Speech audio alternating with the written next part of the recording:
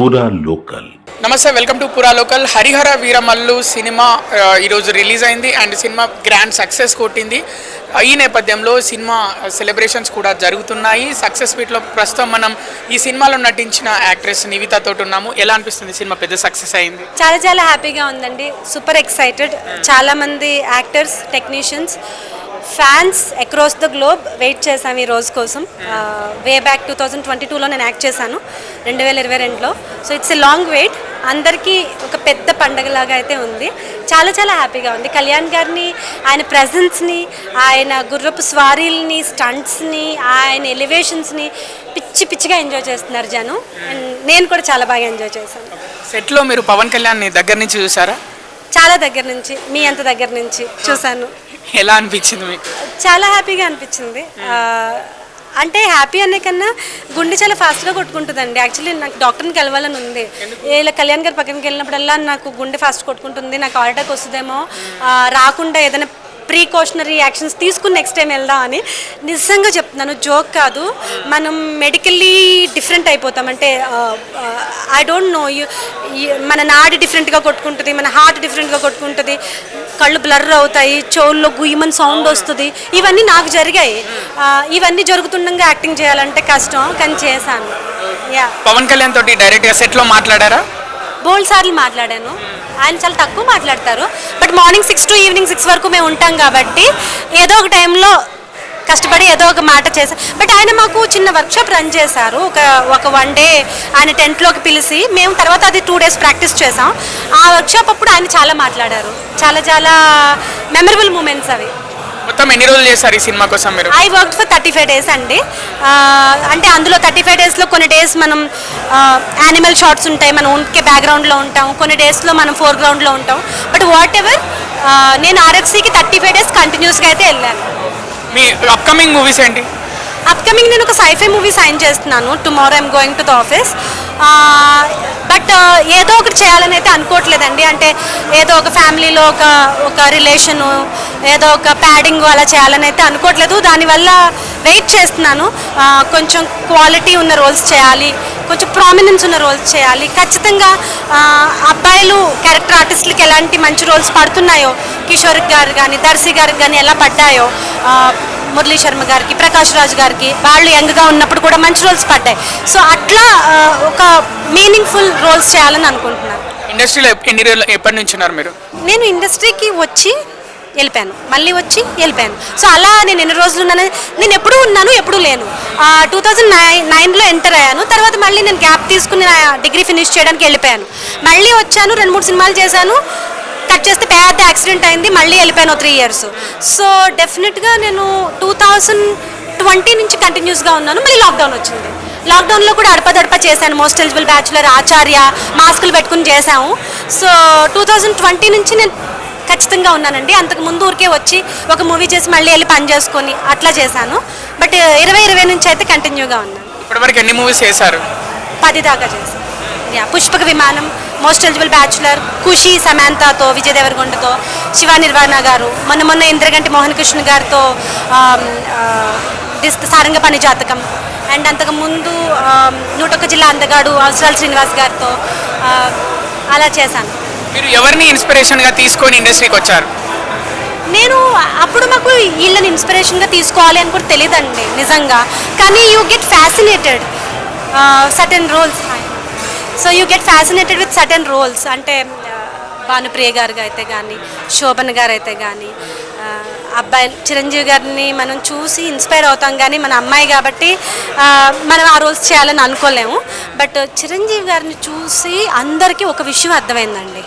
మీరు normal middle class, lower middle class ఫ్యామిలీలో పుట్టి, జస్ట్ అప్పర్ మిడిల్ క్లాస్ ఫ్యామిలీలో పుట్టి, you can dream big, you can make it అని అయితే 90s కిడ్స్ అందరికీ అర్థమైంది. సో అలా వచ్చిన వాళ్ళే కదా హరీష్ శంకర్ గారైనా, రవితేజ గారైనా, ఎవరైనా ఆయన ఇన్స్పిరేషన్గా తీసుకుని వచ్చిన ఎంతోమంది ఫ్యాన్స్ పెద్ద స్టార్లు అయ్యారు ఇప్పుడు.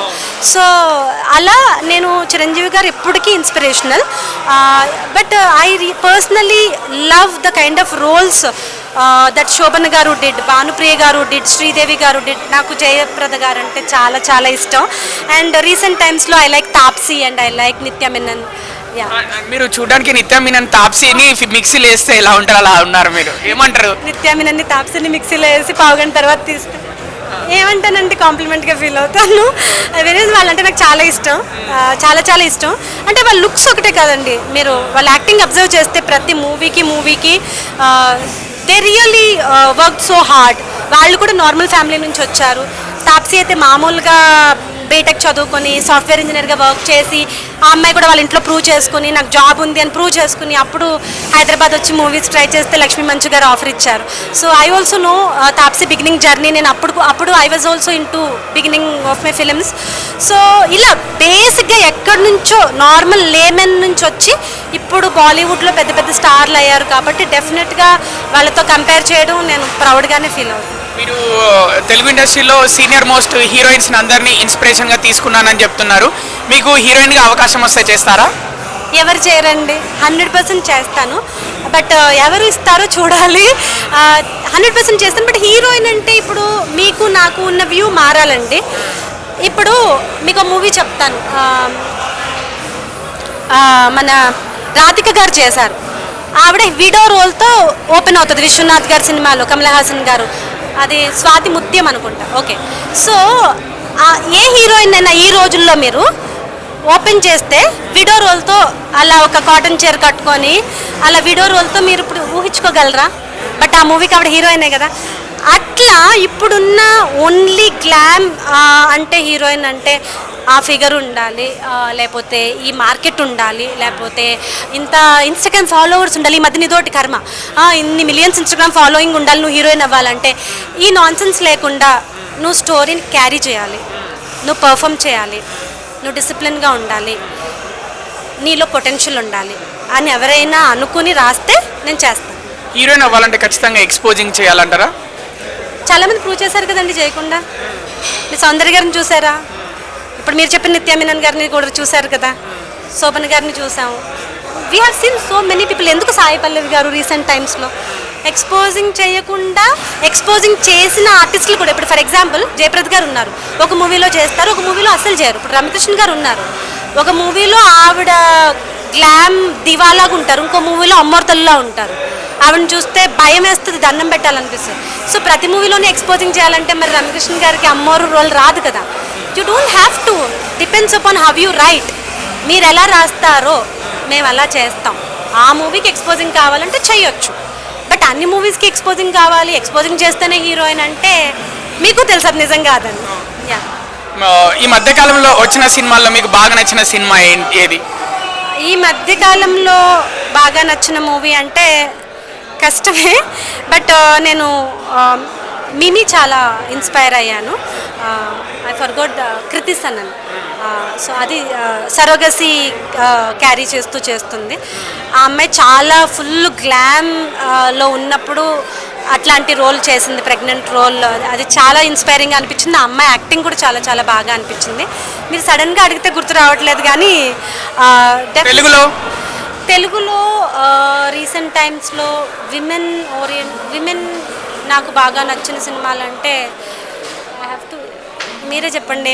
I don't know. చాలా మంచి మూవీస్ వచ్చాయి. అవునవును, మీరు గుర్తు చేస్తే నాకు తెలుస్తుంది. బట్ డెఫినెట్లీ బేబీలో నాకు ఆ అమ్మాయి రోల్ చాలా నచ్చింది. It was a very challenging role. She really pulled it off. చాలా బాగా చేసింది ఆ అమ్మాయి. నాకు చాలా నచ్చింది ఆ మూవీ. ఆ అమ్మాయి కూడా చాలా బాగా చేశారు. యా, అంటే నేను ఎక్కువ లేడీ ఓరియంటెడ్ మూవీస్ ఇష్టమా? మీరు చెప్పేదాన్ని బట్టి అర్థమవుతుంది. ఓరియంటేషన్ అవసరం లేదండి, మీకు ఆ స్కోప్ ఉంటే చాలు. ఇప్పుడు baby is not a heroine oriented film, but she had her scope, she had her space. ఆ స్పేస్ ఉంటే చాలు. మీరు వచ్చారు, ఒక 10 నిమిషాలు అలా తిరిగి వెళ్ళిపోయారు కాకుండా అలా ఉంటే స్పేస్ ఉండాలి. స్టోరీ ఆ అమ్మాయి లేకుండా ఊహించుకోలేము అనిపించాలి. ఇండస్ట్రీ గురించి 2 మాటలు చెప్పండి. ఇండస్ట్రీ చాలా మంచిది, ఇండస్ట్రీ చాలా గొప్పది, అంతే. మీరు దర్శకత్వం చేసే ఆలోచన ఏమైనా ఉందా ఫ్యూచర్లో? గాడ్, నాలో లేని కోరికలు లేదండి, నాకు భయం. Maybe I'm good at writing. Maybe నేను ఏదైనా ఒక సీన్ రాయొచ్చు, ఎవరైనా ఫ్రెండ్ డైరెక్ట్ చేస్తుంటే కొన్ని డైలాగ్స్ రాయొచ్చు. బట్ సినిమాని భుజాల మీద వేసుకుని డైరెక్షన్ చేసేంత ఆ జీల్ నాకు ఉందని నేను అనుకోవట్లేదు. I'm happy in front of the camera. Harihara Veeramallu చూసారు నిన్న ప్రీమియర్ షో చూసారా నిన్న ఇవాళ చూసారా? లాస్ట్ నైట్ 11 o'clock షో ప్రసాద్స్లో చూశాను. యా చాలా చాలా మంచి ఎక్స్పీరియన్స్. ఎందుకంటే రో మొత్తం అరుస్తున్నాము, డాన్సులు చేస్తున్నాము. సో క్రౌడ్లో కలిసిపోయాను నేను, చాలా హ్యాపీ అనిపించింది. మిమ్మల్ని మీరు స్క్రీన్ మీద చూసుకున్నప్పుడు ఏమనిపించింది? ఏమనిపించలేదు, పక్కన ఫ్రంట్ రోళ్ళు వెనక రోళ్ళు ఇలా తొంగి నన్ను చూస్తున్నారు ఫ్లాష్లు వేసి. బట్ అది కొంచెం స్పెషల్గా అనిపించింది. ఓ వీళ్ళు గుర్తుపట్టారు నన్ను అని.